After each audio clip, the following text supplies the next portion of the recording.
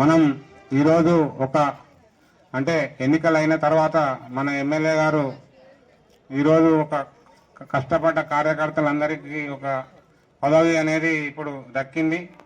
ఇదే విధంగా ప్రతి ఒక్కరికి కూడా అవకాశాలు అంటూ వస్తూనే ఉంటాయి. మీరు ఎవ్వరు కూడా ఈ దఫా కాకుంటే నెక్స్ట్ దఫా వస్తుంది. అవకాశాలు అందరికీ ఉంటాయి. ఎవరు కూడా నొచ్చుకోకుండా పార్టీ గురించి మనం కఠినంగా శ్రమించి ముందు మన గ్రామాల్లో గట్టిగా ఉండి రేపు రాబోయే వచ్చే ఎన్నికల్లో మన అసెంబ్లీ ఎన్నికల్లో మన ఎమ్మెల్యే గారిని కానీ పార్లమెంట్ ఎన్నికల్లో రాహుల్ గాంధీ గారిని ప్రైమ్ మినిస్టర్ చేయడానికి ఎంపీలను కానీ అందరినీ కలిసికట్టుగా ఎక్కడైనా మన మధ్య పొరపచ్చాలు ఉంటే మనం మాట్లాడుకోవాలి. ఏదైనా లోకల్లో ప్రాబ్లమ్స్ ఉంటే మీకు నచ్చిన వాళ్ళతోని మన లోపల మాట్లాడుకొని ఎమ్మెల్యే గారి నోటీస్ దృష్టిలోకి తీసుకుపోతే ఆయన కూడా చొరవ తీసుకొని మన సమస్యలు ఏమున్నా పరిష్కారం చేస్తారు.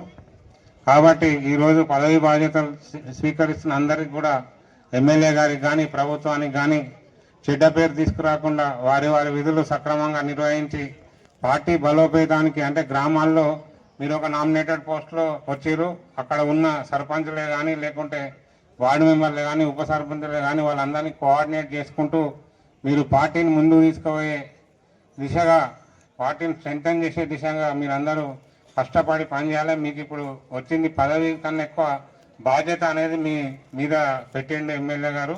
దయచేసి అది గ్రహించి మనం అందరం సమిష్టిగా పార్టీ మన మండలంలో మనం ఫస్ట్ మండలం మనదే డిసైడ్ అయింది. ఎక్కడ గొడవ లేకుండా ఏం లేకుండా చిన్న పొరపొచ్చాలు వచ్చినాయి కానీ ఫస్ట్ మండల్ పిఎస్సిఎస్ కమిటీ మనమే ఏకగ్రీవంగా ఇవ్వడం జరిగింది.